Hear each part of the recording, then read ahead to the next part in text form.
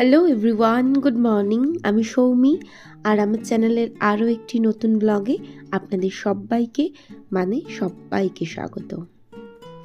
আজ রোববার, না সরি, আজ সোমবার, আর এখন ঘড়িতে 6টা বাজে।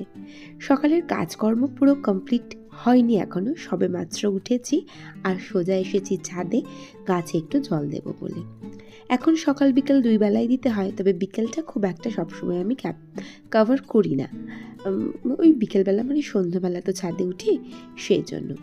তো যাই হোক, সকালে গাছে জল দেওয়া কাজটা দিয়ে আমি আমার সকালটা শুরু করলাম আজকের।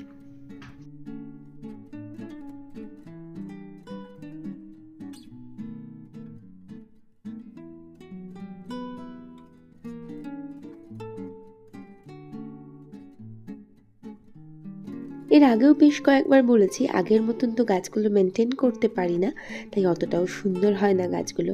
তবে আগে গাছের যা যত্ন ছিল, যা ভালোবেসে গাছ করতাম, গাছ ভরেও তেমনি ফুল হতো।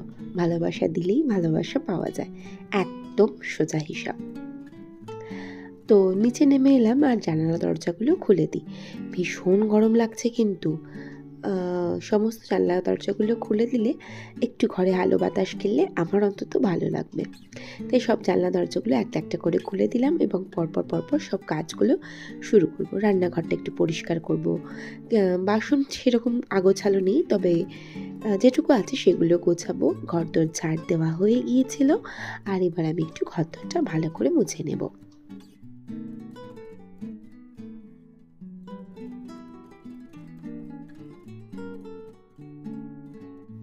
এই যে সকাল 6টায় আমার ঘুম ভেঙেছে আজকে, অ্যাকচুয়ালি ভেঙেছিল 5টায়। উঠি করতে 6টা বেজে গেছে। তো এই যে শুরু হলো কাজ, এই কাজ কিন্তু আর শেষ হবে না। আর ওই যে আমি সবসময় বলি, আমি চেষ্টা করি আমার ঘরদোর সব সময় পরিপাটি করে গুছিয়ে রাখার।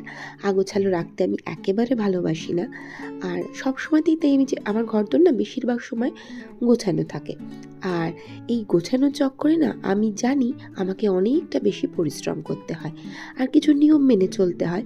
যেমন এখনের কাজটা যদি আমি এখন না করি, পরে করি, তাহলে সেটা আমার পরবর্তীকালে ভালো নাও লাগতে পারে। মনে হবে থাক, আজকে আর করবো না, তাহলে কাল করি। এই আজ নয় কাল, কাল নয় পরশু করতে করতে সব জিনিস কিন্তু উল্টোপাল্টা হয়ে যায়। তাই ঘর গোছানো বলুন বা জীবনের যে কোনো ক্ষেত্রে একটা নিয়ম শৃঙ্খলার কিন্তু অবশ্যই প্রয়োজন আছে। তো এরপরে না স্নান করে নিয়েছিলাম, আর অল্প কিছু জামা কাপড় ছিল। না অল্প কিছু না, জামা কাপড় ছিল অল্প কিছুই। তবে আজকে না ঘরের যে আমার সাদা পর্দাগুলো ছিল, সেইগুলো সব কেচে দিয়েছিলাম।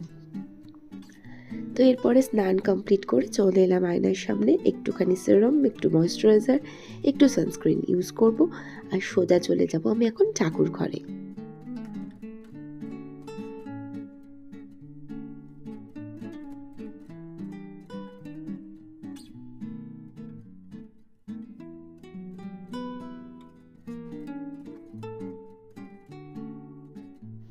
তো সানস্ক্রিনটা যখন ইউজ করি, বাবুইকে না ভাবি তখন বাবুইয়ের কথা।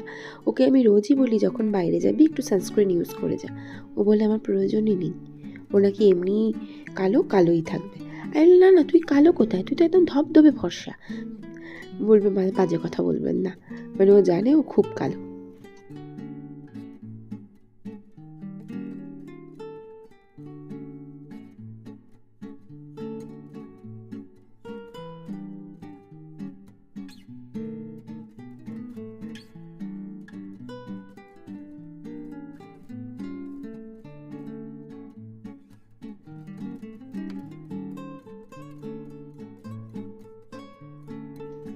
তো কালো ফর্সা যাই হোক বাবা, আমার ছেলে যে দুষ্টু বদমাই সেটা তো আমি জানি। আর এখানে না স্বপ্নাদি ভাই একটা কথা বলেছে যে তুমি সবসময় তোমার ছেলেকে দুষ্টু কেন বলো। ও সত্যিই খুব দুষ্টু, না হলে কেউ সাইকেলটাকে দুমড়িয়ে মুচড়িয়ে নিয়ে আসে? মানে সবসময় যে টোটোওয়ালার দোষ, ব্যাপারটা তো তা নয়। ওরই দোষ, ওই দুষ্টু, সেটা আমি খুব ভালো করে জানি। আমার মনে হয় খুব কম সিচুয়েশন থাকে যেখানে ওর দুষ্টুমি থাকে না, বেশিরভাগ সময়তেই ও দুষ্টুমি থাকে। আর ও এতটাই দুষ্টু না, ও যদি বাইরে কিছু অন্যায় করে, সেটা সঙ্গে সঙ্গে আমাকে ও যেভাবে হোক জানিয়ে দেয়। কারণ ও জানে মা তো এমনিও মারবে তেমনিও মারবে, কিন্তু মামা যদি অন্য কারোর থেকে শোনে তাহলে আমাকে একদম ছাতু করে দেবে। তো দরকার নেই অল্পর উপর দিয়ে যাতে যায়, সেজন্য ওর বাইরে যা অন্যায় করে সেটা সবার আগে এসে আমাকে জানিয়ে দেয়।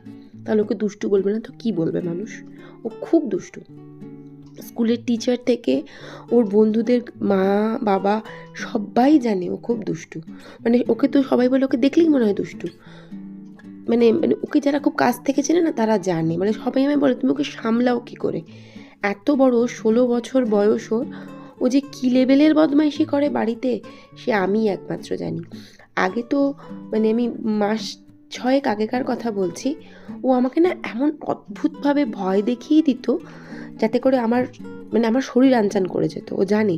তারপর সবাই মিলে বাড়িতে বকাবকি করাতে মানে ওর জ্যাঠুন, জেমি, মণি, ওর মিমি, কাকাই সবাই বারণ করাতে ওইটা এখন কমে গেছে। তো যাই হোক, এই হলো আমার ভালো ছেলের নমুনা। তো ভালো ছেলে আর আমি দুজনে মিলে চা খেলাম, আর খেয়ে না ঘরদোরটা গোছাই ফেললাম, ওটাও গোছাল, বাবুদের ঘরটাও গুছিয়ে ফেললাম, আর বেডরুমটাও আমাদের গোছানোই হয়ে গেছিলো। তো তারপর ভাবলাম বুকশেলফটা একটুখানি ঝাড়াঝাড়ি করে একটু গুছিয়ে টুছিয়ে দিই। উনি বাড়িতে নেই, উনি একটু বেরিয়েছেন। তো আমি এখন ওর বুকশেলফটা একটু গুছিয়ে দিলাম, আর একটু না হালকা হাতে ঝেড়ে দিচ্ছিলাম। সবটা নামাইনি, এমনি ওপর ওপর একটুখানি ভালো করেই ঝেড়ে দিলাম। খুব যে ধুলো পড়েছে তা না, প্রায় তো পরিষ্কার করে দিই, সেজন্য বেশ সুন্দর করেই জিনিসপত্রটা আমি গুছিয়ে নিলাম।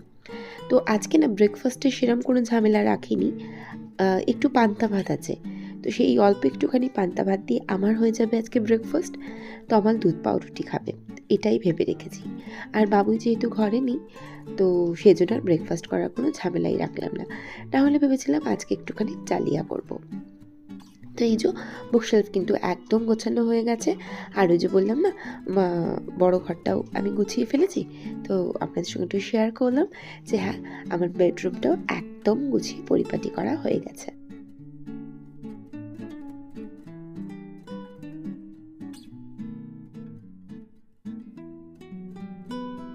আর এই যে বললাম ব্রেকফাস্টের ঝামেলা নেই, দুধ পাউরুটি খাবে তমাল। তো ওর খাবারটা না আগে একটুখানি বেড়ে নিই। তমালে দুধ পাউরুটি হলে হালকা ফুলকা যা হোক কিছু নর্মাল হলেই ওর কোনো সমস্যা নেই, কিন্তু এটা যদি চাউমিন হয় বা কি বলবো চিড়ের পোলাও হয় বা উপমা হয়, ও তো কেঁদেই ফেলবে, হাউমাউ করে কেঁদে ফেলবে। থাক আমি খাবো না, আমি বাইরে থেকে কিছু খেয়ে নেবো বলে বাড়ির থেকে চলে যাবে। তো যাই হোক, ওর খাবারটা আমি বেড়ে দিলাম, আর উনিও বাবু বসে গেলেন খেতে।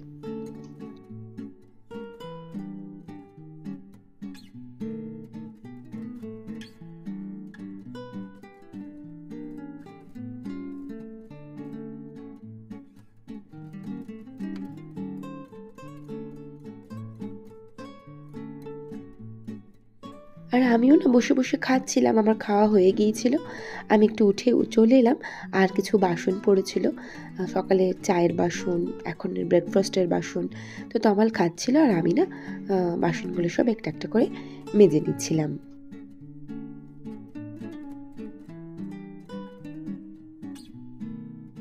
তো বাসন মাজা কমপ্লিট হলো। ভাবলাম চলো মানে চালটা ধুয়ে ভিজিয়ে দিই, কারণ আমি চাল ভিজিয়ে রান্না করতে ভীষণ পছন্দ করি। খুব ফার্স্ট রান্না হয়, আজ ভাতগুলো আমার যেন মনে হয় একটু ভালো হয়। তবে চালের জলটা না আজকে আর ফেলবো না, এই জলটা আমি সব আমার যে ইনডোর প্লান্টগুলো আছে সেই গাছের মধ্যে আমি মানে কী বলবো টবের মধ্যে এই জলটা দিয়ে দেবো। ইনডোর প্লান্টের জন্য এই জলটা কিন্তু বেশ উপকারী। তো এরপরে রান্না বসালাম, রান্না হচ্ছে আজকে ঢ্যাঁড়সের তরকারি করব। ঢ্যাঁড়স আলু পেঁয়াজ দিয়ে একটা তরকারি করব, আর একদিকে না মুসুরির ডালটা আমি বসিয়ে দিয়েছিলাম, একেবারে পেঁয়াজ ভেজে ডালটা কিন্তু বসিয়ে দিয়েছিলাম। তো ওই যে বললাম ঢ্যাঁড়সটা পেঁয়াজ আলু দিয়ে করব। তো ঢ্যাঁড়সটা ভেজে তুলে নিলাম, আর এরপরে আলুটা পেঁয়াজটা একটুখানি ভাজা করব। মশলা সেরকম বলতে একটুখানি লঙ্কা দেবো, হলুদ, ব্যাস আর কিছু না, লবণ তো দিতেই হবে, ব্যাস এইটুকুই। তো মশলাটা নাড়াচাড়া করে নিয়েছিলাম, আর একটুখানি এবার জল ঢেলে দিলাম। তো ওটা মশলাটা মানে আলুটায় জল ঢেলে দিয়ে আলুটা ফুটে উঠলে না আমি এর মধ্যে দিয়ে দেবো ঢ্যাঁড়সটা, ব্যাস এটা শুকনো শুকনো করে নামিয়ে নিলেই কিন্তু ঢ্যাঁড়সের তরকারি কমপ্লিট, আর ডালটা আমার অলরেডি কমপ্লিট হয়ে গেছে।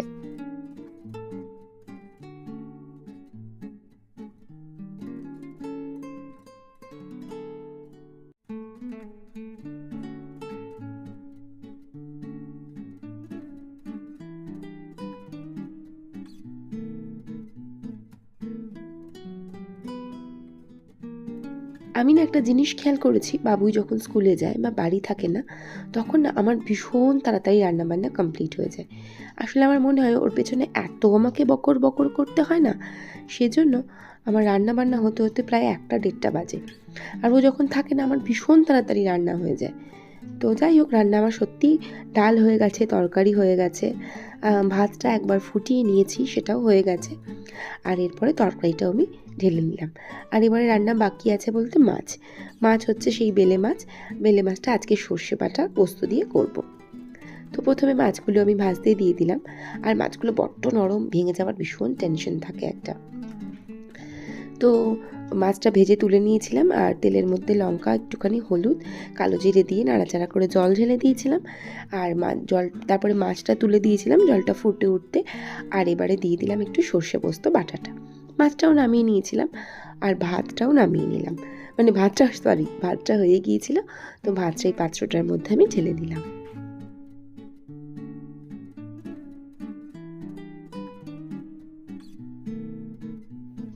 আর এবার গ্যাস ওভেনটা একটুখানি পরিষ্কার করি, কাউন্টার টপ সব ভালো করে সাবান দিয়ে পরিষ্কার করে নেব, নাহলে না ভীষণ বাজে দেখতে লাগে, তেল তেল করে যে। মানে রান্না করার পর ভালো করে সাবান দিয়ে গ্যাস না মুছলে মনে হবে আমি কি করি না, হয়তো স্নানই করিনি, এরকম একটা ফিল হবে আমার। তো যাই হোক, গ্যাসটা, ওভেনটা, কাউন্টার টপটা খুব ভালো করে পরিষ্কার করে নিলাম।